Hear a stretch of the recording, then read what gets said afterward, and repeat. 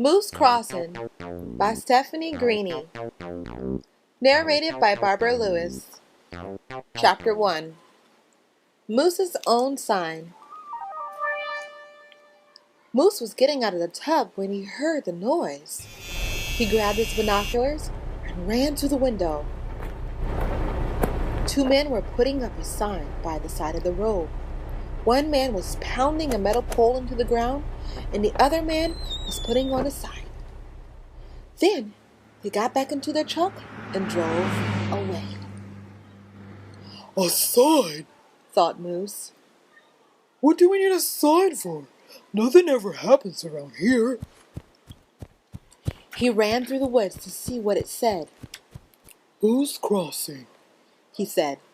Oh my, said Moose. My own sign?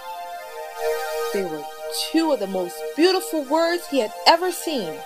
Dear Mother didn't come close. Oh my, said Moose again.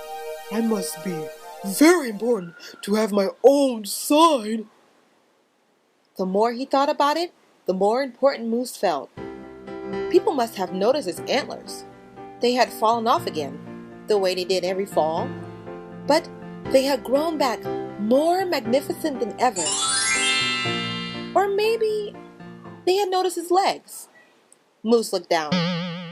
So what if his knees knocked? Those little bulbs on his calves were sheer muscle. Moose strutted to the other side of the road.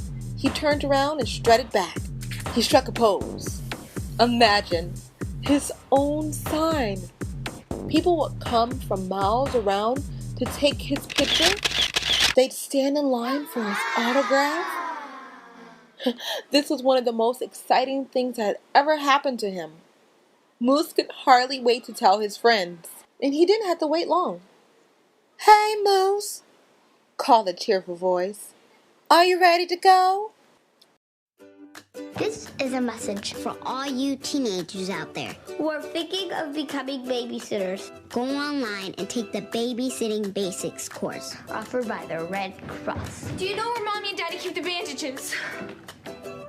You learn how to handle situations like this. It should have never come to this. More importantly, how to avoid them.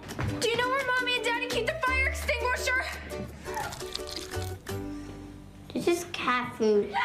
Please, I'm begging you, take the course. She had to go to the store.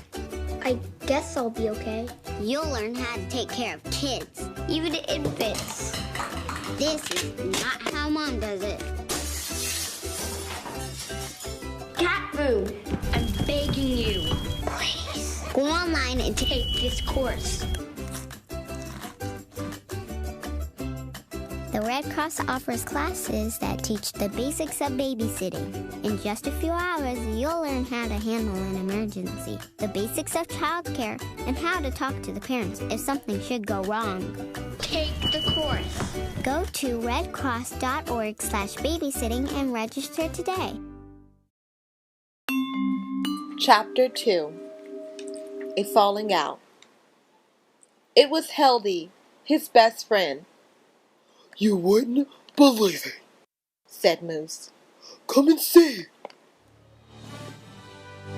Moose Crossing, read Heldy.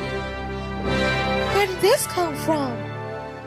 Two men putting it up this morning, said Moose. I guess people have, been talking about me. Oh, it's very nice, said Heldy. Come on, let's go swimming. I can't leave now, said Moose. Why not? Well, I have to watch my sign. Watch your sign? Watch it do what? It's just a sign, said Heldy. Well, I wouldn't call it just a sign, Moose said with a sniff. I think I might just, read it for a while. Read it? It only has 2 words. I know, said Moose. Aren't they beautiful? Oh my, Heldy laughed. You're so ridiculous. Ridiculous? Moose frowned. Do you think people would have made my own sign if they thought it was ridiculous? It's not your sign, you silly thing. Oh, so now I'm silly. Moose, stop joking. Heldy looked at him closely. You are joking, right? Moose turned his head away. It's not your sign, Heldy said gently. It's for all the mooses in the area. Oh, I see. All the mooses. Moose looked to the left. He looked to the right. He shielded his eyes from the sun and squinted into the distance. I don't see any other mooses around here. Do you, Heldy? Moose! Heldy stamped her foot. What's gotten into you? You know what I think? Said Moose. I think you're just jealous. Jealous? Of what? That you're not special enough to have your own sign? Well, I have never. Now it was Heldy's turn to sound mad. I may not be special enough, as you may say, but at least I don't have a swelled head like some of the folks I know.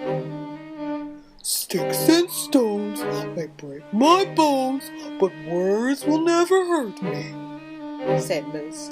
Fine. You probably shouldn't go swimming anyway. With a head as fat as yours, you probably sink. Heldy stomped off. Call me when the swelling goes down, she shouted. Moose was too busy admiring his sign to hear. The closer he got, the better it looked. But wait! Was that a scratch? Tisk, tisk! A brand new sign, and it was already had a scratch?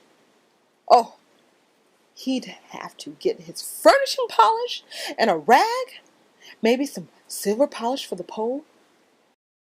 As he hurried home, he had lots to do before his fans arrived. For a ride they would. Moose could hardly wait.